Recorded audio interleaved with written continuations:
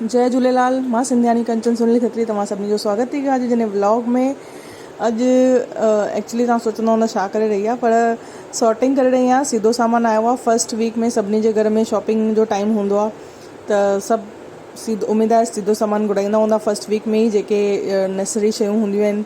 त असां बि घुरायो, ऐं छो त फर्स्ट वीक में घणेई ॼणा ऑडर कंदा आहिनि, त इन करे डिलीवरीज़ बि थोरो लेट अची रहियूं आहिनि। उहे 2 ॾींहं पहिरियों डिलीवरी अचण वारी हुई, पर अॼु थोरी लेट आई आहे। त मां हिन खे पहिरियों, छो त कोविड जो टाइम बि थो हले, त जर्मी बस्ट करे मुंहिंजे पास हिकु स्प्रे आहे, हुन सां मां स्प्रे करे डिसइंफेक्टेंट कयो आहे हिन खे।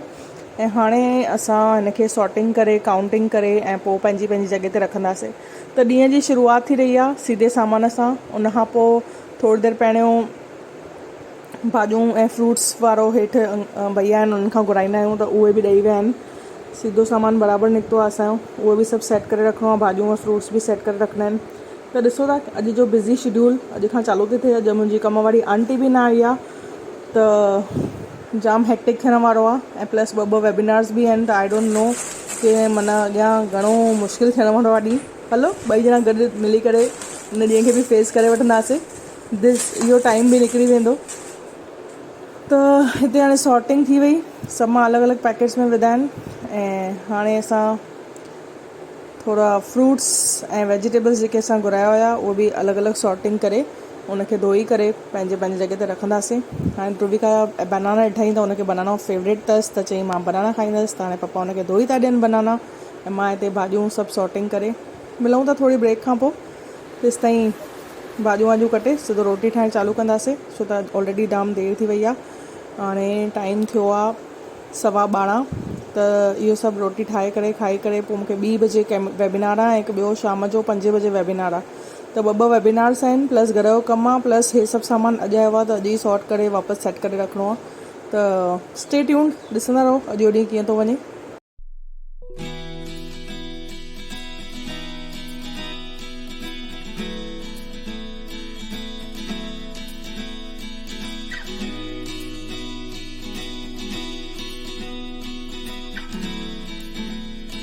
हिते हाणे मां बीन्स कटण आई आहियां, छो त असां ठाहिण वारा आहियूं बीन्स आलू तिदाली दाल फुल्को चांवर। ऐं इहो सभु असांखे 20-25 मिंट में ठाहिणो आहे। जीअं त खाइण खां पोइ, जीअं 2 बजे वेबिनार आहे, त थोरो खाइण खां पोइ थोरो टाइम स्पेस मिले रेडी थियण लाइ बि। त मां हिते 2 गैसिस चालू कंदसि। हिकु गैस ते मां पाणी गरम करणु रखियो आहे, ॿिए ते तईअ में मां तेल थोरो विधो आहे, 2 tablespoon rice bran oil, ऐं 3 गैस ते मां रखियो आहे फ्राई पैन। जेका पहिरियों कुकर में असां पाणी रखियो हुयो, हुन में असां विझंदासीं पुसियल ऐं चङी तरह धोतल तिदाली दाल, जेका मां पुसाए रखी हुई। हीअ लॻभॻि अधु कोप तिदाली दाल आहे। ऐं मां हाणे हिन में 3 टमाटा कटे करे विझंदसि। ऐं जेको फ्राई पैन आहे उहो गरम थी चुको आहे, त मां हुन में मुङेरा विझी चुकी आहियां सेकण लाइ, रोस्ट करण लाइ, जेके असां बीन्स ऐं आलू जी सब्जी में विझंदासीं। हाणे दाल में मां टमाटा विधा आहिनि, 2 सावा मिर्च विधा आहिनि, स्वाद अनुसार लूणु, अधु चमिचो हैड, ऐं थोरी सी अदरक। इहे सभु विझी करे असां हिनखे फास्ट ते रखंदासीं। जीअं प्रेशर भरिजंदो, असां हिनखे घटि ते 10 खां 15 मिंट सिजण ॾींदासीं। तेसि ताईं ऑयल गरम थी चुको आहे, ऐं असां हुन में विधो जीरो, अधु चमिचो हैड, थोरो सो कड़ी पत्तो, ऐं हाणे असां विझी रहिया आहियूं थोरी सी हींग। इहो विझण खां पोइ असां हिन में बीन्स ऐं आलू विझंदासीं। 2 मीडियम साइज़ जा पटाटा आहिनि, जेके मां बीन्स वांगुरु सना सना कटे विझंदसि। त हे मां तईअ में विझी चुकी आहियां। विच विच में तव्हां मुङनि खे हिलाईंदा रहो, न त हिकु पासे सड़ी वेंदा ऐं ॿिए पासे कचा रहिजी वेंदा। हाणे असां बीन्स ऐं आलू में विधो आहे लूणु, ऐं बसि हिनखे मिक्स कंदासीं, ऐं हिन खां पोइ हुनखे लॻाईंदासीं ढकणु। त 2 गैसूं कम ते लॻी चुकियूं आहिनि। हाणे 3 गैस ते मुंहिंजा मुङेरा रोस्ट थी रहिया आहिनि। तेसि ताईं मां जेको पसारो आहे उहो सभु हटाए रही आहियां। हुन पासे चांवर हुया, मां धोई करे हुनखे 3 गैस ते असां चांवर चाढ़ींदासीं। पहिरियों जेको कुकर आहे हुन में प्रेशर भरिजी वियो आहे, त मां स्लो ते पुठियां रखी थी छॾियां। हाणे असां 3 गैस ते रखिया आहिनि चांवर, त यानी कि 4थी गैस ते रखिया आहिनि चांवर। चांवरनि में असां लूणु ऐं थोरो राइस ब्रैन ऑयल विधो आहे, मिक्स करे रखियो आहे। 4 गैसूं कम ते लॻल आहिनि, सभु स्लो ते आहिनि। ऐं तेसि ताईं हे सभु थी वञे, तेसि ताईं असां अटो ॻोहे वठंदासीं। हे असां अटो ॻोहिजी वियो, ऐं इन खां पोइ मुंहिंजा मुङेरा बि रोस्ट थी चुका आहिनि, त मां हिनखे थधो थियण लाइ रखी छॾींदसि। हिते असां भाॼी चेक था कयूं, भाॼी जो छा हाल आहे। मिक्स कयोसीं, थोरो अञा ॻड़णु घुरिजे, त थोरी देरि खां पोइ हुन में असां मसाला विझंदासीं। जेसि ताईं इहो सभु थी रहे ऐं फुल्का पचाइण जी तयारी थिए, हुन खां पहिरियों तड़को वड़को बि विझणो हूंदो, ऐं मुङेरा बि पीसणा आहिनि। त जेसि ताईं इहो सभु प्रोसेस थी रहे, तेसि ताईं विच में असां जेके पीज़ आहिनि उहे बि छिले था वठूं, छो त उहे बि फ्रिज में रखिणा ई आहिनि। ऐं पालक जी गड्डी बि आयल आहे, त उहो बि रखणी आहे। त ऐं बिज़ी शेड्यूल आहे, माई बि न आई आहे, 2 वेबिनार्स बि आहिनि, त डेफिनेटली जाम बिज़ी रहणो वारो, त मल्टीटास्किंग करणी ई पवंदी। त हिते मां पीज़ बि छिले वठंदसि। हाणे असां भाॼी खोले चेक कई आहे, चङी तरह ॻड़ी वई आहे। हाणे सभु विझंदासीं सुका मसाला।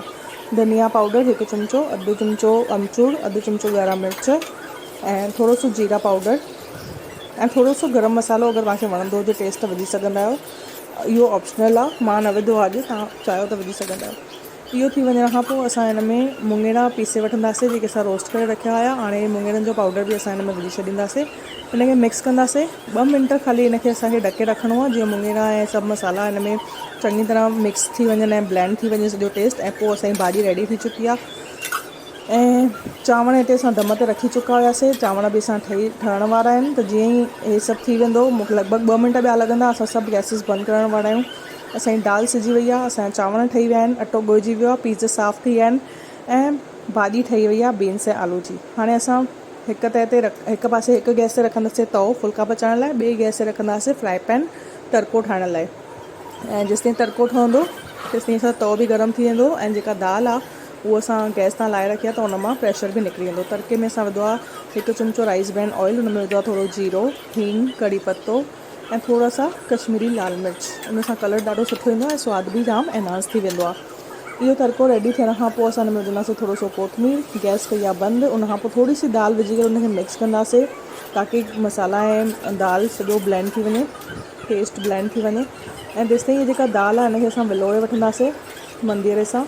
विलणण खां पोइ असां इहो तड़को हिन में विझंदासीं, यानी कि असांजी दाल बि थी वई रेडी। त असांजी दाल, चावल, भाॼी ऐं तड़को सभु रेडी थी चुको आहे।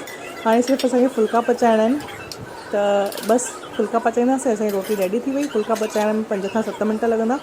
इहो सभु रोटी ठाहिण में मूंखे लॻा आहिनि एक्ज़ैक्ट, अगरि तव्हांखे ॿुधायां रिकॉर्डिंग जे हिसाब सां, जेको मां रिकॉर्डिंग करणु रखियो हुयो, त मां एक्ज़ैक्ट अगरि ॿुधायां त 28 मिंट लॻा आहिनि इहो सभु ठाहिण लाइ।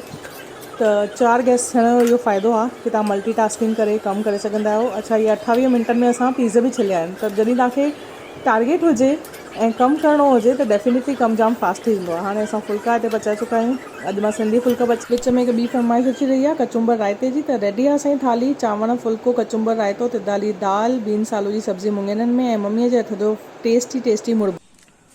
हेलो, हाणे थिया आहिनि 5 में 5 मिंट ऐं मां हिते चांहि रखी रही आहियां। 5 बजे मुंहिंजो हिकु ॿियो वेबिनार आहे, 2 बजे जो हिकु वेबिनार हुयो जेको लॻभॻि 3:30 बजे ताईं हलियो। त उहो मां अटेंड कयो। उहो सॼो हुन में मूंखे 5-7 मिंट इंट्रोडक्शन ॾियणो हुयो, उहो थी वियो। अॼु मेड न आई हुई त सुबुह बासण वासण बि सभु मलिजी विया, कमु बि लही वियो आहे। ख़ाली झाड़ू मां अञा ताईं न लॻाई सघी आहियां, छो त तव्हां ॾिठो रोटी ठाहींदे ठाहींदे मां पीज़ साफ़ु कया। उन खां पोइ डीमार्ट जो सामान आयो हुयो, उहो असां सेट करे रखियो। उन खां पोइ पालक बि रहियल हुई, त मां वेबिनार अटेंड कंदे कंदे थोरी पालक सोए वरिती आहे, फ्रिज में रखी छॾी आहे। ऐं उन खां पोइ ध्रुविका खे सुम्हारियो, ध्रुविका सुम्ही पई आहे हाणे मूंखे वेबिनार जी प्रिपरेशन करणी हुई त उहो कई। अञा मूंखे लटा वेढ़णा बाक़ी आहे। तव्हां सोचे सघो था सुबुह खां झाड़ू बि न पियो आहे मुंहिंजे घर में। बासण वासण मलिजी आहिनि लेकिन झाड़ू न लॻाए सघी आहियां। ख़ैर एॾी मिटी न आहे, पर तॾहिं बि हाणे जीअं ई वेबिनार ख़तमु थींदो झाड़ू लॻाईंदसि, तेसिताईं ध्रुविका बि उथी वेंदी। हाणे तव्हां ॾिसो हिते मुंहिंजी चांहि ठही रही आहे, इट्स अ टी टाइम। मुंहिंजो किचन बि पूरो सभु पसारो लॻो पियो आहे ऐं 30 मिंट में मूंखे चांहि ठाहिणी आहे, वञी करे डेस्क ते विहणो आहे, वेबिनार स्टार्ट करिणो आहे। ऐं वेबिनार में मूंखे अॼु ट्रेनिंग ॾियणी आहे, त इन करे मुंहिंजो हुते हुजणु, टाइम ते उते हुजणु जाम इम्पोर्टेंट आहे। त इन करे मिलूं था हिकु नंढी ब्रेक खां पोइ, जंहिंमें मां वेबिनार स्टार्ट कंदमि ओॾीमहिल। तेसिताईं वेबिनार स्टार्ट थी चुको आहे, चांहि बि मां पी वरिती आहे। हाणे ॾिसूं अॻियां छा कीअं थो ॾींहुं वञे। Stay tuned. हाणे थिया आहिनि 5:43 ऐं चांहि थी वई आहे इवनिंग जी। ऐं मां चांहि वेबिनार कंदे कंदे चांहि पीती आहे, पाणी जो 1 गिलास पीतो आहे, छो त चांहि पीअणु चालू करे छॾी हुई, ध्यानु न रहियो वेबिनार में ॻाल्हाईंदे। हाणे वेबिनार थी वियो आहे। हाणे मां सभिनि खां पहिरियों झाड़ू लॻाईंदसि, छो त ॾिसो था न केॾो डिफिकल्ट थी वेंदो आहे वर्क फ्रॉम होम करणु कॾहिं कॾहिं, स्पेशली जॾहिं तव्हांजी मेड न अचे। एक्चुअली कल्ह ॿुधाए वई हुई मूंखे मुंहिंजी आंटी की मां न अचण वारी आहियां, बट मुंहिंजे ध्यानु ताईं लही वियो की सुभाणे उहो न अचण वारी आहे। अदरवाइज़ मां सभु कमु राति जो ई मैक्सिमम लाहे छॾिया, सुबुह ख़ाली मूंखे झाड़ू लॻाइणो पिया। 2 वेबिनार्स हुया, कॉलिंग्स अञा ताईं मां करे न सघी आहियां, छो त घर जा कम बि अञा रहियल आहिनि। त हाणे उहो पहिरियों सभु फटाफट निपटाईंदसि ऐं अगरि टाइम मिलियो त 5 खां 10 ॼणनि खे कॉल करे जेको बि मूंखे टीम में डिस्कस करिणो आहे उहो डिस्कस कंदसि। ऐं हीअ ॾिसो ध्रुविका हिते हाणे सुम्ही पई आहे, असां हिनखे डिस्टर्ब न कंदासीं। ऐं हाणे असां कपिड़ा खणी अची करे हिते कपिड़ा वेड़ींदासीं बॉडी पाए वरिती आहे, बॉडी थी वई, यानी कि असांजो गर्ज जेका छूत आहे उहा निकिरी वई। मुंहिंजी मम्मी ॿुधाईंदी हुई कि सुबुह साण घर जी छूत निकिरणु खपे, पर वर्क फ्रॉम होम जे करे हेॾी सभु रिस्पॉन्सिबिलिटीज़ मैनेज करणु, जबकि त स्पेशली तव्हां लेट उथिया हुजो त थोरो डिफिकल्ट। इन करे मां पंहिंजे माई खे बि जाम सवेल घुराईंदी आहियां, 8 साढे 8 ताईं मुंहिंजी माई अची वेंदी आहे ऐं 9:30 ताईं असांजे घर जो सॼो कमु लही वेंदो आहे। त हाणे मां चांहि वेबिनार महिल पीती हुई त मूंखे हुन जो मज़ो न आयो, छो त अॼु थधी थी वई हुई ऐं सॼो ध्यानु वेबिनार में हुयो। त मल्टीटास्किंग विथ टी कमु न कंदो आहे, त इन करे मां ॿी चांहि ठाही आहियां। हाणे चांहि पीअंदसि ऐं थोरी बुख बि लॻी हुई त चांहि सां खाईंदसि ग्लूकोज़ जो पार्ले जी बिस्किट। ऐं हे रहिया असांजा लटा जेके असांखे, त हे सभु लटा वेड़ींदासीं ऐं उनखां पोइ कबट में सेट कंदासीं। तेसि ताईं शायदि रोविका उथी वेंदी, रोविका थोरो फतकी रही आहे। हलो अचो तव्हां सां गॾु मां अॼु चांहि थी पियां। चांहि हुई अकेले न वणंदी आहे।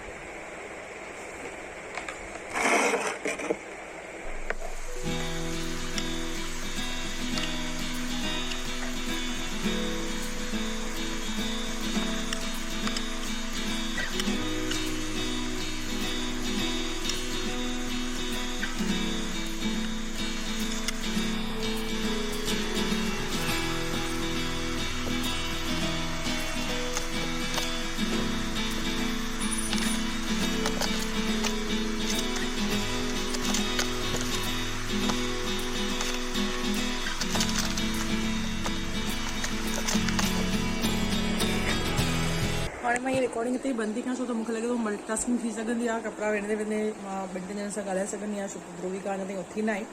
त मिलूं था हिकु नंढी ब्रेक खां पोइ, तेसि ताईं स्टे ट्यून, ॾिसंदा रहो। सभु कम थी विया, फ़ोन कॉल्स बि थी विया, ध्रुविका उथी वई, त हाणे असां इवनिंग स्नैक में एप्पल खाई रहिया आहियूं। अॼु जो ॾींहुं जाम सकार थो वियो, जाम कमु कयो आहे, लेकिन हाणे चांवर बचियल आहिनि त सोचूं था डिनर में छा कयूं। त अॼु असां बचियल चांवरनि मां ठाहिण वारा हिकु रेसिपी जेका आहे फ्राइड राइस जी। असां विधो आहे 2 tablespoon rice bran oil, हिन में जीरो, कड़ी पत्तो, हल्दी, थोरी सी हींग, थोरा सा ॻाढ़ा मिर्च ऐं थोरो सो गरम मसालो ऐं जीरा पाउडर, इहो सभु विझण खां पोइ असां हाणे हिन में विझंदासीं असांजा जेके ॾींहं वारा बचियल चांवर हुआ उहे। इनखे मिक्स कंदासीं ऐं मस्तु इनखे थोरो पाणी विझी करे सिजाइण रखंदासीं, जीअं पाणी चांवरनि जा जेके ॻोढ़ा आहिनि उहे बंदि थी वञनि। ऐं असां हिते कैच जो पाव भाजी मसालो बि विझो आहे, जंहिंसां टेस्ट जाम एनहांस थी वेंदी आहे। इन विच में असां ध्रुविका ऐं मां हिकु मुंहिंजो ॿियो जेको हिंदी चैनल आहे मुंहिंजे बिज़नेस सां रिलेटेड, उन लाइ हिकु वीडियो रिकॉर्ड कयो आहे एड कैंपेन वांगुरु। मां हिन सां गॾु ई अटैच थी कयां, तव्हां ॾिसिजो, थोरो ग्लिम्स अथव, विच में आहे। सॼो वीडियो ॾिसणो हुजेव त मां लिंक डिस्क्रिप्शन में शेयर करे छॾींदसि। तव्हांखे इहे रेसिपीज़ ऐं इहे वीडियोज़ कीअं था लॻनि, ज़रूरु लाइक करे कमेंट करे ॿुधाइजो। ऐं मिलूं था ॿिए वीडियो में। तेसि ताईं अगरि तव्हां पहिरों दफ़ो हिन चैनल ते आयो या अञा ताईं सब्सक्राइब न कयो त सब्सक्राइब करे बेल बटन ज़रूरु क्लिक कजो। जय झूलेलाल। पेश आहे मुझे एड कैंपेन जो वीडियो, कीअं लॻो कमेंट करे ज़रूर शेयर कजो। आज हम बात करने वाले हैं मोदी केयर के fruit of the earth range के कोकोनट ऑयल के बारे में।